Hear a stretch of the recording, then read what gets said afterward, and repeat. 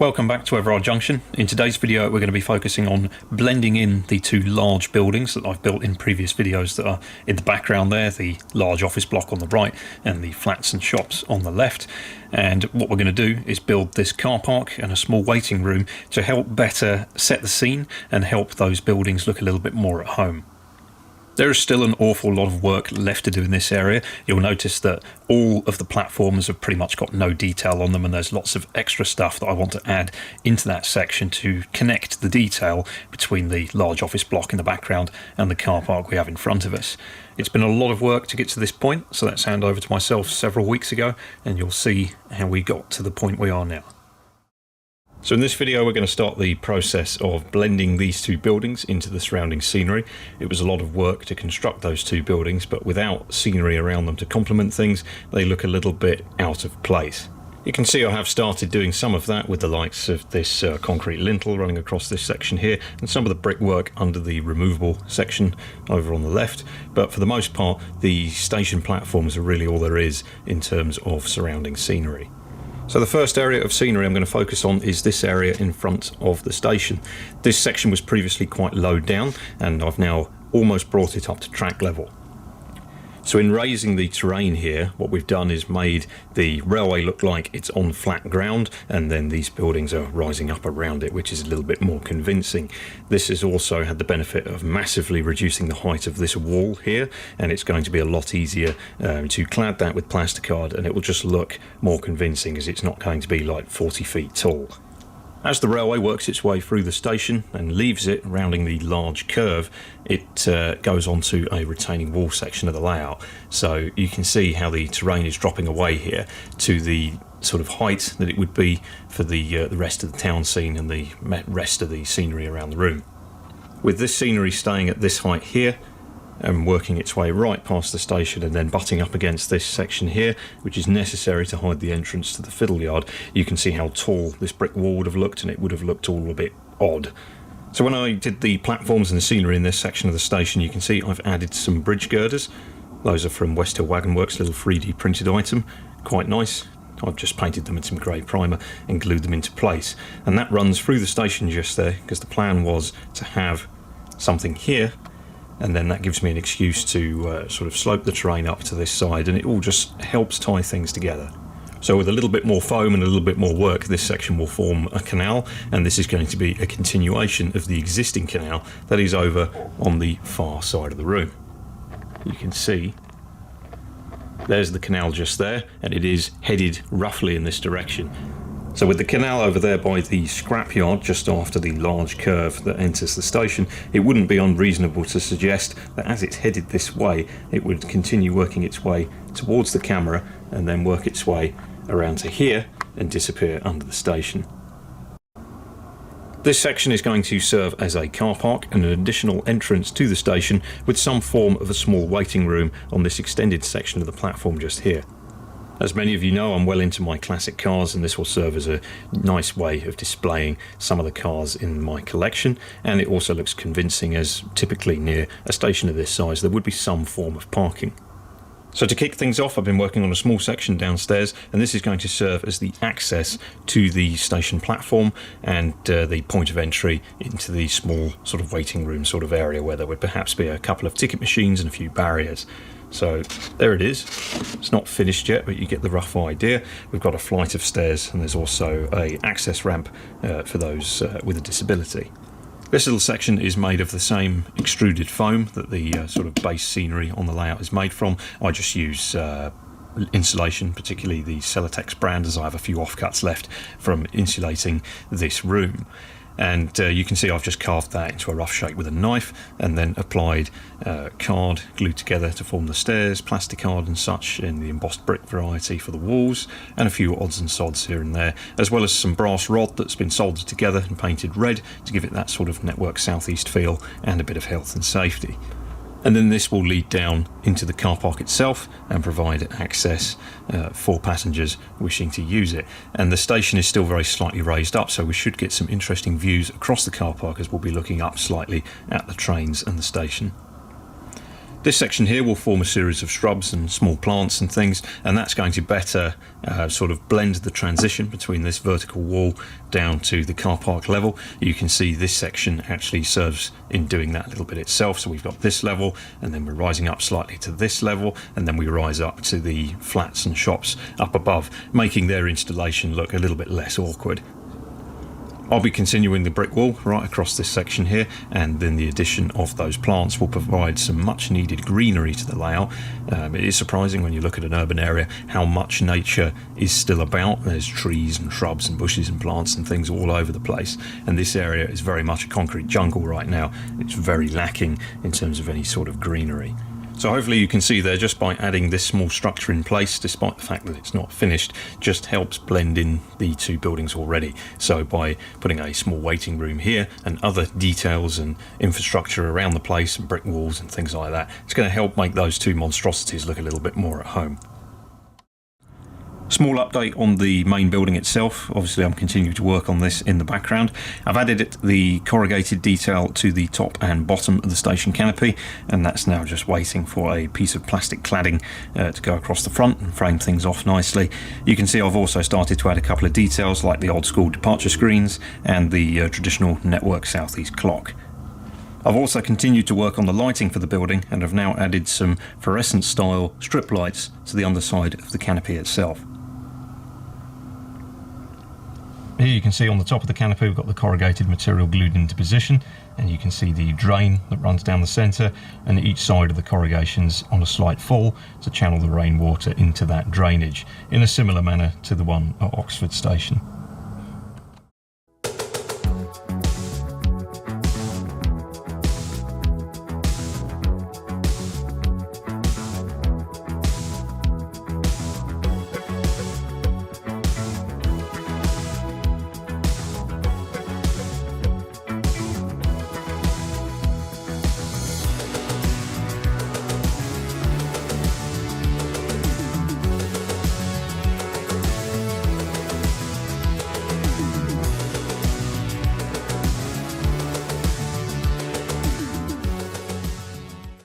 While that dries, we'll also put the surface down on here. It just smooths things out, gives us a nice level surface to start with. And to do that, I'm just going to be using a piece of plastic, which I have spray painted grey, just using a can of primer. And you can see straight away that just gives us a nice level surface to work with for the car park. And because it's only thin plastic and underneath we've got foam, I can carve bits of this out and create potholes and things like that in the future if I want to add anything. In the past I've used epoxy to glue this stuff down to the foam underneath. This time I'm going to use some of the Gorilla Glue, as I've done for this piece over here, just to see how it works. It might do a better job.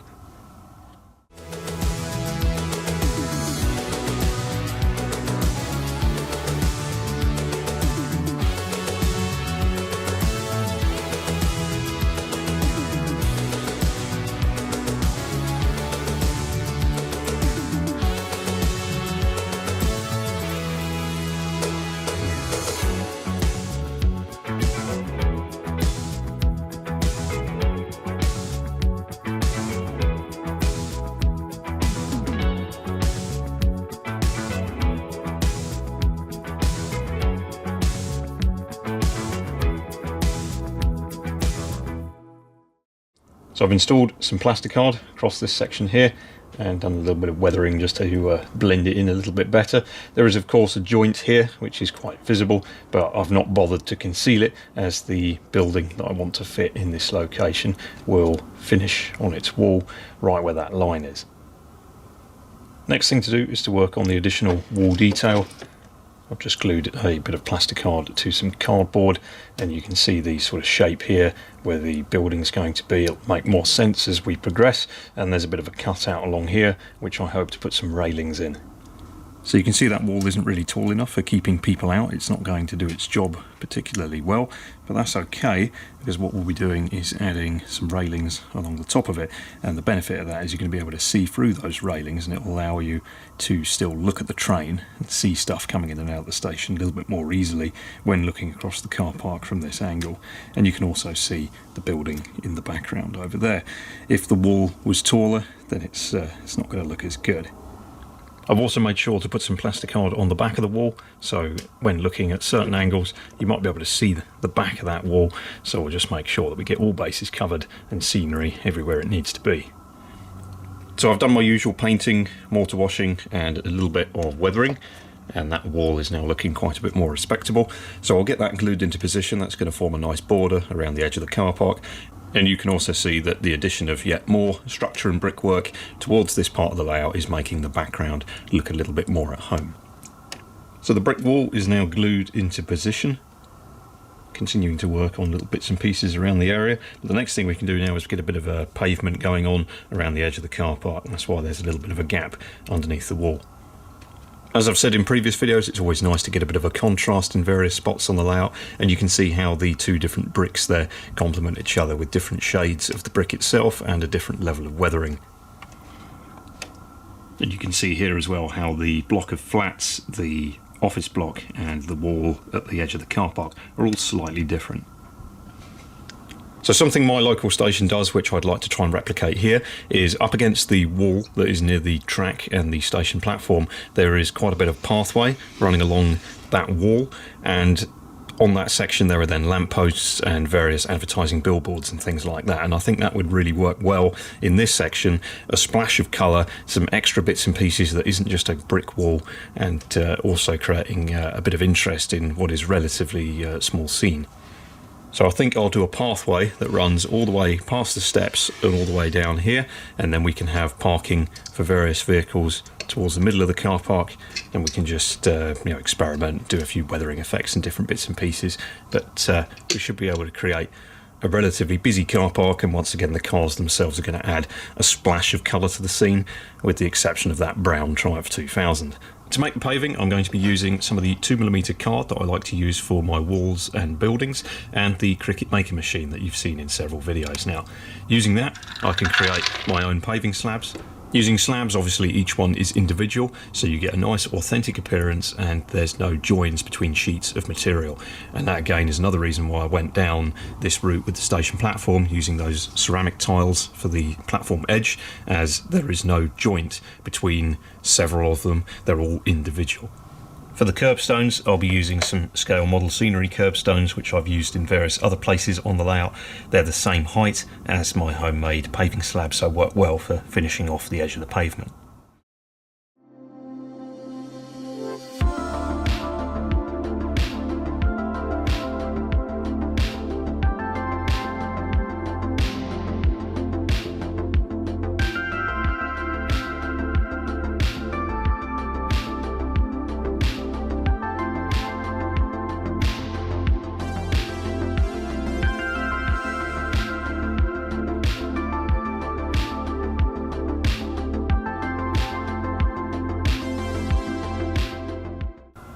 While I'm waiting for some more slabs to be cut out on the machine, we'll just move on to installing the fence. As you can see, I've got a fence prepared in front of you to go on the top of that wall, and that should just provide a nice little feature, a bit of colour, and we'll also be able to see through it, so it's not going to obscure too much of the detail of a train parked in that platform if we were to look at eye level across the car park.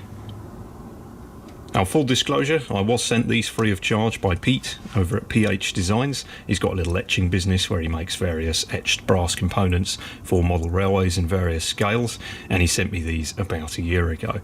I've not really had anywhere that I thought could justify their use until this car park, so we're going to make use of guard railings sheet 2, and as you can see I've painted those in Network Southeast red. I'm going to drill a couple of holes in the top of the wall and glue it into position.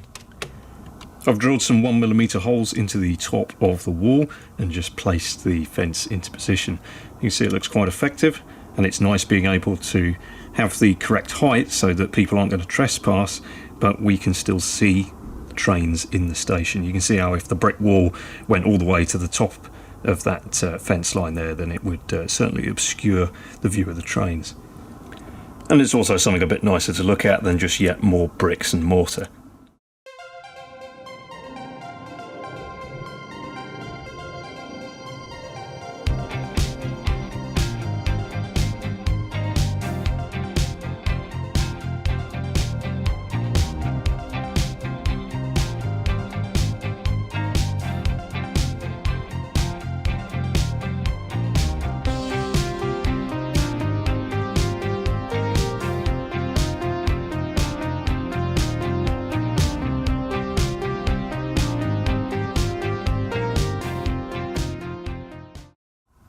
Those slabs are now glued down, finally got there in the end. That took ages and was about as exciting as a Class 319, but you can see all of the slabs are now glued and there's no more gap underneath the brick wall.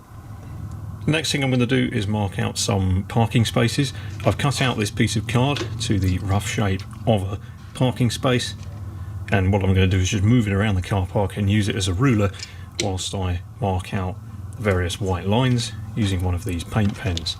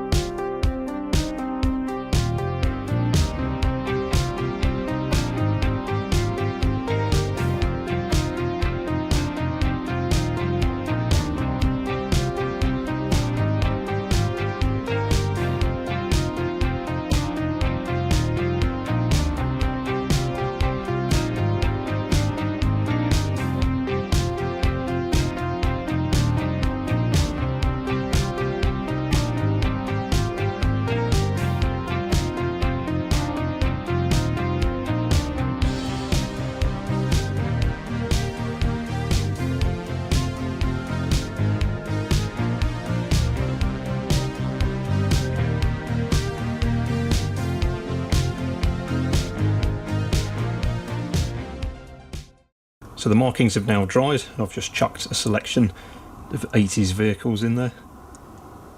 And you can see how the car park and the wall and the pavement is starting to help tie things together with regards to the scenery in the background.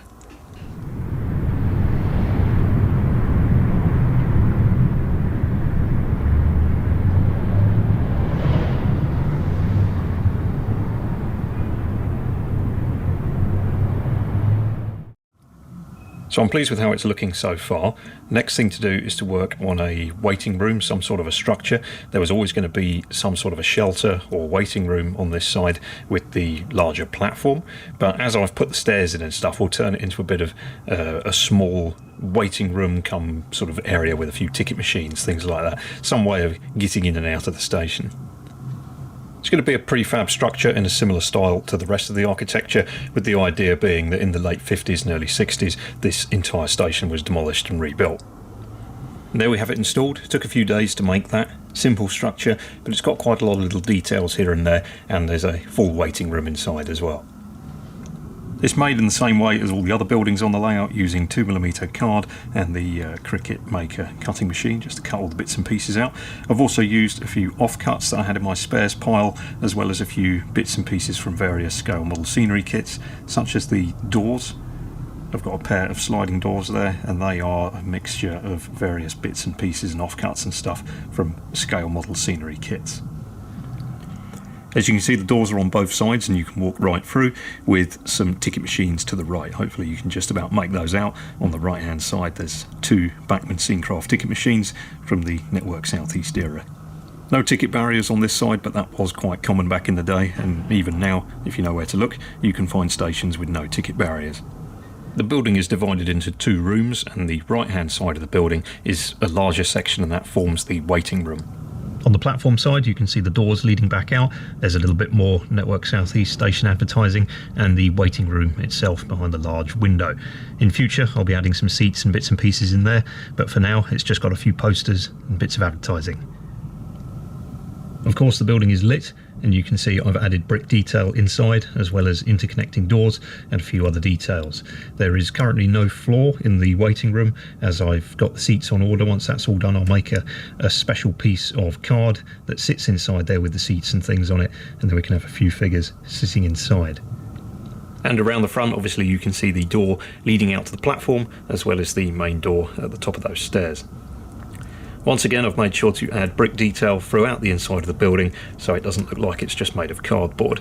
In future, I'll continue to add more small details and bits and pieces, but as it is such a small building and difficult to see inside, I won't be going too mad with the interior detail.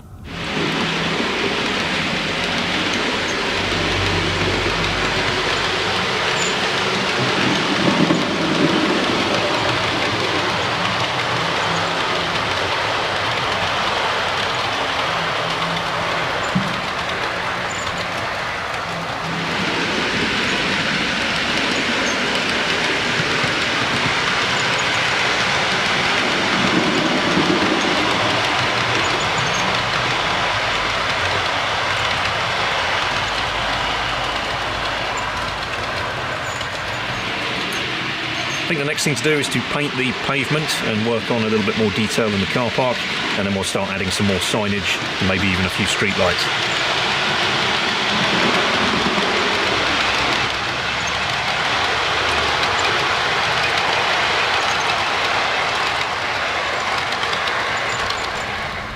As you can see, I've masked up the surrounding walls and the car park surface, and now it's time to airbrush the pavement.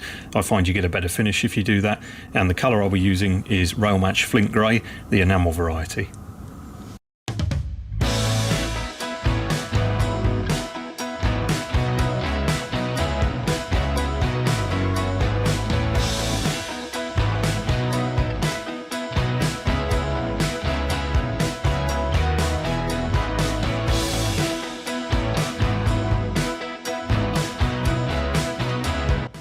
I'll go downstairs and leave that to dry for an hour or so, and then come back and apply a second coat.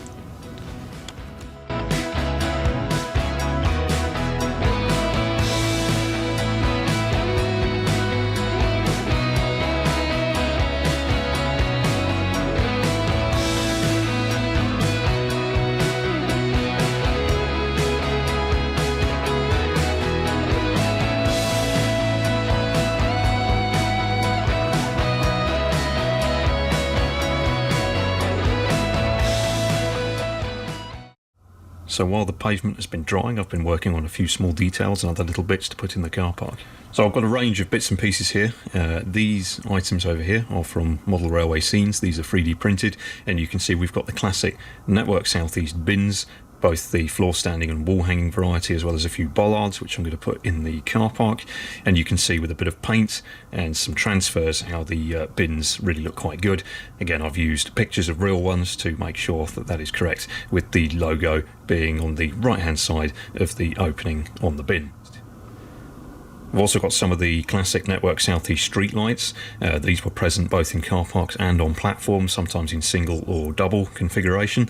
These are made by Model Signs. You can find those on eBay. They do a range of different lights, and they also make little packets of HO scale figures, which are the figures I tend to use for populating the carriages on the layout, although they do need quite a bit of painting. Out of the box you can see these lights are made of metal mostly, with the housing at the top being made in plastic, and then you've got a sort of portrayal of the base on the bottom too, as well as a little loudspeaker if you're going to be fitting the lamp to a platform. So quite a nice little product, and I've, as you can see, made a few changes to it to make it appropriate for the car park. So I've deleted the loudspeaker, it's just clipped on so you can spin it around and raise and lower it to your liking. The same goes for the base, this can go up and down. I've put it in a position where it makes the street light quite tall, again typical for a car park, and glued that into position. I've also cut off the base here. You can see it's got this little base to help it sit onto the baseboard, and the real lights don't have that. So although it's going to make the lamp a little bit more fragile, I have cut that off from this light, and then of course painted them Network South East red. Depending on the station you're modelling dictates the colour of the lens cover, and in this case I've just left it unpainted grey. Many of these lamps in the real world were like this, but some were painted all over red, so it's up to you with what effect you want to go for. Car park lighting back in the 1980s certainly wasn't very good. It was few and far between. Quite frankly, you'd be lucky if the car park was lit at all. Even today, car parks can have some very dark corners. So I won't be putting too many lights here, but I think perhaps one over here by the stairs. It seems sensible that that area would be lit as it's a high foot traffic area, and then perhaps another one down here as it's a good distance away, and that area of the car park will be probably in darkness. I've drilled a small hole in the baseboard and then just used a bit of rocket card glue to glue the lamp into position. You can see it's nice and tall, just like it should be in a car park. Obviously if you were putting that on a platform, then you would want that base to be slid up the post quite a considerable way, but for a car park that works perfectly. Straight out of the box they do look quite shiny and metallic, but obviously with a little bit of paint they can be considerably improved. So that looks a lot nicer, I think, in Network South East red, and leaving the top of the lamp unpainted in grey is close to the prototype, as a lot of stations had them like this, and it's just nice to break up the post a little bit and have two colours. The level of brightness is really nice. They've got a lovely gloomy look to them, which is nice to see. All too often in the hobby, lighting features are often way over bright, and usually I have to add extra resistors to things. I think I'll add 2 lights on the far side of the car park over here by the fence. You can see it's very, very dark and gloomy, and while it is a bit of a dodgy area, that is perhaps a little bit too dodgy. So 2 lights in there. Given their soft level of brightness, I think that'll just give a nice bit of illumination to the car park and just help blend things in to the station building at the back. So that's 2 more lamps installed, and the car park is looking quite good. Nice and dark and gloomy, and you can see how the light is sort of concentrated around certain areas of the car park, with a particular focus of light being over here by the stairs to get into the station building, which would make sense.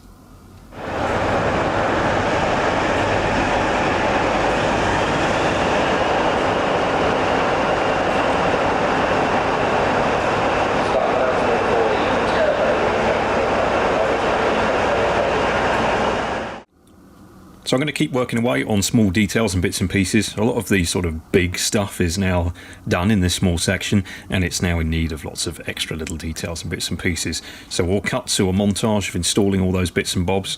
For example, we've got those bins and 3D printed detail, and also in this section over here up against the wall for the block of flats, you can see I've put in a little bit of waste ground, and this is going to work really nicely to put a few bushes and shrubs and maybe a couple of flowers and things like that. You can see that there's a lot of bricks going on here, and while that is realistic for the area I'm modelling, it's amazing how many small spaces nature takes over. So I think a splash of green is really going to help this, and it will also help hide that transition between this sort of raised section of the layout and then dropping down to the car park level, as I said at the beginning of the video. It'll also help conceal this joint a little bit over here on the brickwork, because I can cover that up with a few plants and bushes and things. As that's a removable building, you're never going to get an absolutely perfect joint to the section here, as this bit is also removable.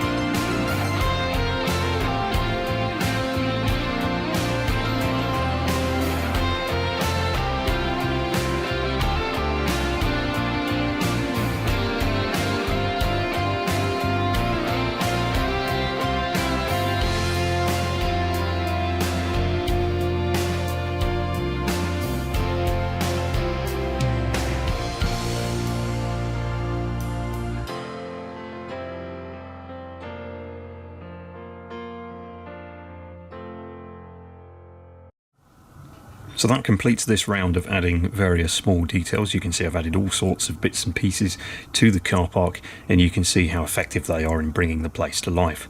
I've run out of the small bollards, so I've ordered a few more of those, and they'll eventually run the length of the pavement along this side in a similar manner to my local station. The parking ticket machines are from Bachmann Scenecraft. I think they come in the station modernisation pack. The bollards and the postbox are from Model Railway Scenes. Those are 3D printed items. The bike rack is scratch built using a bit of brass rod and some embossed plastic card, and the bicycles are from Scale Model Scenery. Bit fiddly to put them in there and paint them all up, but they are effective. Nice little kit. The telephone box is from Model Railway Scenes, another one of the 3D printed items they do, as well as these bollards, and all of those have been painted in Network Southeast red. These particular drain covers are from Scale Model Scenery, and you can see how I've cut out the plastic that forms the surface of the car park and set those into the tarmac, so once this is all painted up it'll look quite convincing. The small wall hanging bins in the Network Southeast style are also from Model Railway Scenes, and you can see how I've added a few transfers and bits and pieces to that to make it look like it's got a logo and also a bin liner hanging out the top of it. The two billboards are scratch built. You can see I've got another one of those Bachmann parking ticket machines in between the two. They're quite effective. Those billboards took a little bit of rectification and fiddling around in Photoshop to straighten them up and get the sharpness back and the contrast and things like that, but generally speaking, very pleased with how those have come out. Always like a bit of period advertising, as it really helps date the layout. Not everyone that looks at the layout or is watching this video is going to be a train orientated person, train enthusiast, so little things like this with adverts and film and stuff like that, it can be really helpful with regards to dating a layout. So someone who's not necessarily into trains can look at the layout and go, oh, I remember that must be in the 80s. Same thing goes for the cars. If someone's into cars but not into trains, they see this car park and immediately they'll think of the sort of early to late 1980s. Big thanks to Gray69 on RM Web, who kindly supplied this image for me to use for one of my billboards. He took this image at Ashford in February 1990, so that billboard is absolutely perfect for this layout. I've done a little bit of work to it in Photoshop to straighten it up and help get rid of some of the shadows that were being cast on the image, but generally speaking, very high quality photo and really helps set this station off. The other billboard is part of my own collection of searching online over the various years that I've been looking around, and once again straightened it up, done a bit of work in Photoshop. Very rarely will you find a picture of a billboard like this taken dead square on, so they always require a little bit of editing to get the best out of them. This billboard was certainly floating around in the late 1980s and early 1990s, and also cigarette advertising really helps date the layout, as it's unthinkable now that you would advertise cigarettes like this, but certainly back in the day it was commonplace. As long as you had a bit of font at the bottom that said cigarettes will kill you, it was okay to plaster them over a billboard. And of course I've got various other billboards planned for the rest of the station. There's plenty of platform space in there that can utilise a few more. The bushes and shrubs are from a mix of different manufacturers, and I think they really help just soften the area slightly and get rid of a little bit of the sort of intense brick look that we had going on prior. It also helps soften the transition from the higher level down to the lower level, and just provides a much needed splash of green to the overall rather drab scene. As I mentioned previously, using the foliage has also hidden that joint between the waiting room and the retaining wall to good effect. The various drains in the car park are made by Langley Models. They come as part of an etched brass sheet, and as per the other drain cover from Scale Model Scenery, I've cut the tarmac away so that these are properly set into the terrain. I've got a few of these drains running along the curbside here, leading up to the stairs, and the idea would be that this is a drain that then works its way down to the end of the car park and would then run out into the canal that we're going to build over here. And you can see at night, with the addition of these street lights and the various other lighting that I'm slowly adding to the rest of the area, as well as the trains themselves, we've got a nice gloomy atmospheric scene. Certainly wouldn't want to be caught late at night walking around here. I've chosen not to add any lighting to the billboards, as it was particularly uncommon 30 years ago to do this, although it is relatively common these days to see lit advertising. Certainly 2 billboards like this in a small station car park would be a low priority for lighting at night. So next on the list to do is some weathering and some deterioration and some litter to the area. As you can see, it all looks a little bit too perfect and a little bit too clinical. I have done some weathering on the large office block in the background. The waiting room also has some weathering on it. So those two buildings are ready to go, as well as the wall that runs around the edge of the car park with the railings on it. You can see that's got some tones on it, some weathering powder and things like that. But generally speaking, it is all quite pristine, especially when it comes to litter on the pavements, and of course the car park is basically spotless. So I'm going to work hard now on deteriorating the area to a certain extent, but we're not going to go absolutely crazy with this. It's important to use the real world as reference, as it was 30 odd years ago back in the Network South East period. Whilst there was litter and graffiti in numerous places, and you can find lots of examples of it, it was not plastered absolutely everywhere, and British Rail did take a certain level of pride in the upkeep of their stations.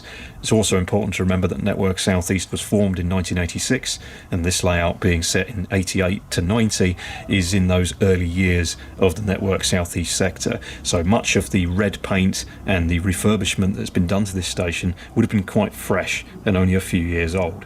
So I'll be using the scale model scenery litter sheet and adding various weathering tones and paintwork to the car park, as well as a few patches of tarmac that's been ripped up and replaced.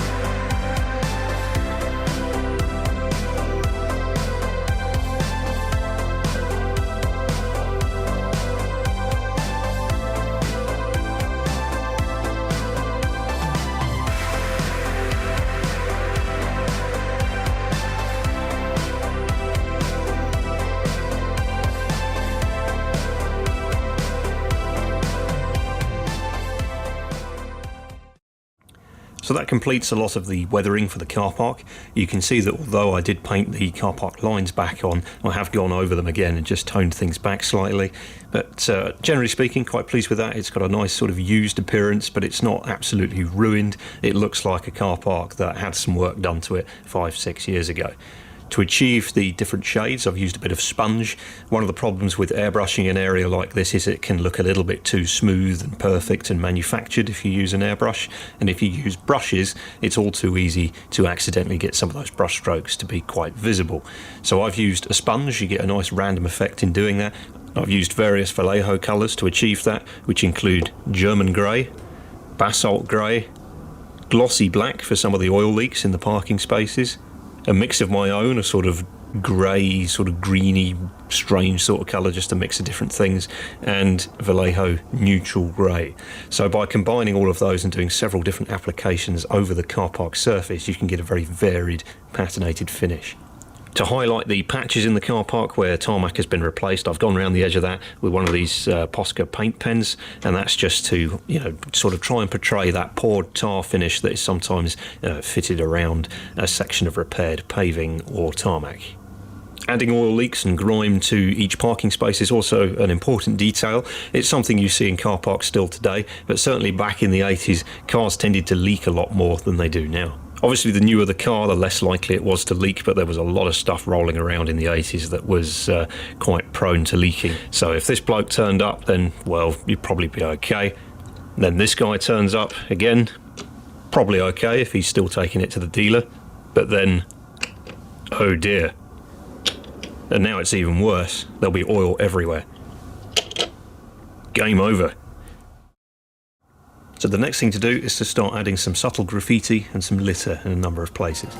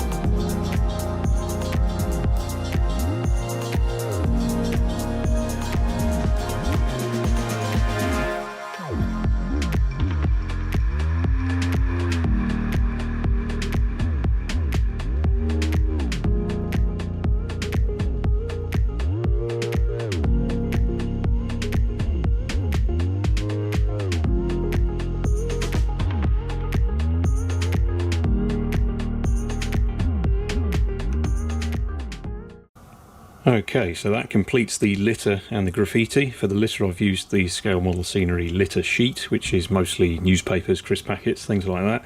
And for the graffiti it's Railtech transfers and then a sheet of larger transfers that I've had in the collection for probably about 10 years, so I have no idea where they came from, but I've used 2 of those on this far wall in 2 sort of little clearings that I made in the bushes, and you can see it's quite effective. That is probably the sort of thing that you would see in an area like this, and you can see with the plants in front how sort of nature's grown a little bit since those tags were done.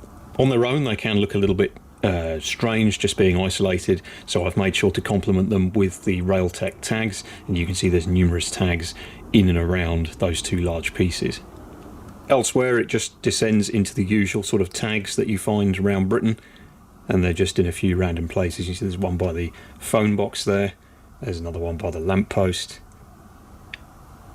a couple by the parking ticket machine, and they're just sort of few and far between and in random places. And you can see there's a few there as well around the walls going up to the station, with 1 or 2 just in the corner there by the station door. So you can see how when you zoom out that a lot of those tags just sort of blend into nothing in the background, but if you look carefully you can spot them, and then we've got those 2 large pieces over by the ramp getting up into the station. So I'm quite happy with that. I don't want to add any more to it, I don't want to spoil things. It can be a bit easy to get carried away with graffiti and stuff like that. I think we've got a nice balance here. You can see the litter there. Quite a lot of it's still drying. I just soak it in a diluted mix of PVA glue and water, get it nice and saturated, and then it will conform to the shape of the terrain you're putting it on. Over in the background by the bin you can see I've put some in the bin and then scattered some of it around the bottom of the bin. And once again a lot of it blends into the background, but if you start looking closely you can certainly see it. The final job left to do for this video is to apply a bit of weathering powder to the concrete lintel that runs across the station area and supports those flats up above.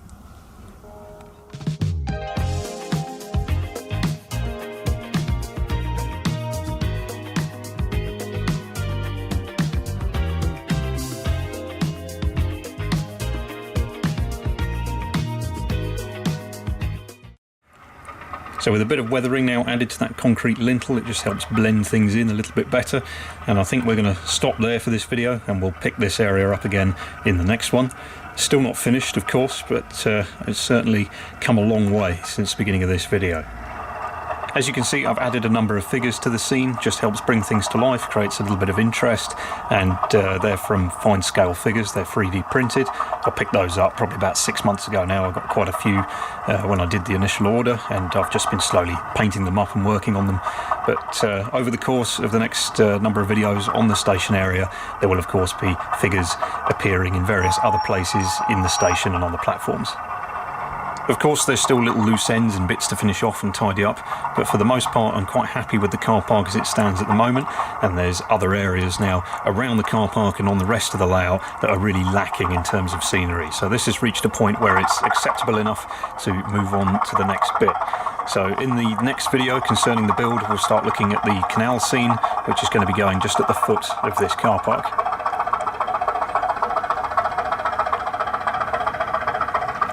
So hopefully you enjoyed that, picked up a few hints and tips perhaps, and a few ideas for your own layout. I really enjoyed putting this scene together, and I'll leave you now with a couple of running shots and a few close-ups of some of the detail that's been created in this area, and then we'll move on to another area in the next video, which will of course be along as soon as I've made enough progress, and then we'll keep going basically. So the next bit of scenery will be the canal, and we'll just keep working our way towards the end of the station while still doing little jobs and bits and pieces all over the place.